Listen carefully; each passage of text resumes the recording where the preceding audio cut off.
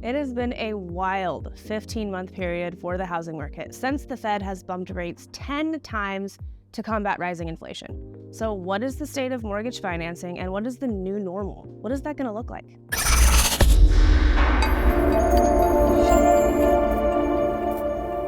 I'm Shannon Ellison with the Walker team, and today I'm going to share insights of market experts and my hyper-local take right here in Silicon Valley. So right now, we are witnessing a job market that is staying robust, despite the clickbait headlines, while inflation continues to be well above the Fed's target rate of 2%.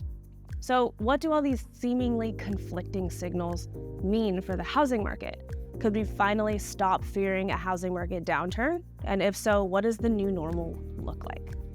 So Housing Wire very recently interviewed a range of experts to get their views. Peter, would you be a good sport and indulge us and just tell us a little more? Oh, yeah. Today, I'm going to share them with you. I would argue that we may be near trough origination volumes. For housing prices, I would still argue that there's room for a little bit more on the downside, though probably not that much.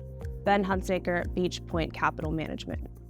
I think there's a lot of pent-up demand, and I think housing is going to be a positive surprise by the end of the year, in large part due to this very, very strong demand. Ultimately, I think mortgage rates will be lower by the end of the year.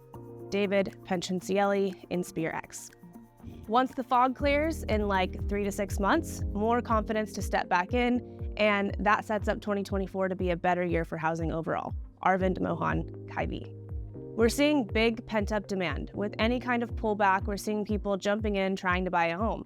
We're structurally undersupplied with housing. This lack of supply is helping to keep prices elevated.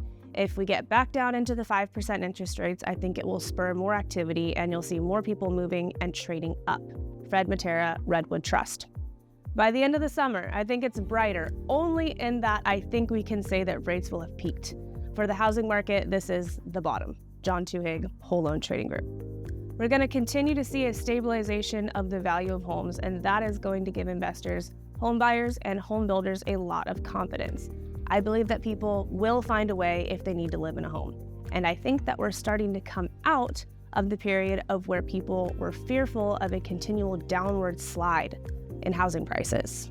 I also believe there will be a greater demand from borrowers in the back half of 2023 because I think that there's going to be growing narrative this summer about how the housing market has stabilized. That will drive a lot of millennial first-time home buyers to come off the sidelines and say, okay, now is the time. Ryan Kraft from Saluda Grade. The consensus seems to be pretty uniform according to the experts, and as your local expert, here's what we're seeing right now. Buyers are coming back into the market comfortable with the new rates in order to achieve their dream. Inventory is also very tight and most likely won't loosen up until the rates come down. As Fred Matera stated, a decrease in interest rates will bring back the move-up buyers. They'll be back in the game. In reality, right now, why would they leave their 3% rate for an over 6% rate today to move up? They're complacent, and they normally represent half of our inventory. No inventory, no decline.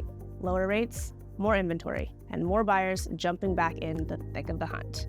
It is a positive sign for home values regardless. As always, I'm Shannon with the Walker team of Intero, here to educate and navigate, not speculate and fabricate. And don't forget, at the end of this month, we're doing our second drawing for our referral partners.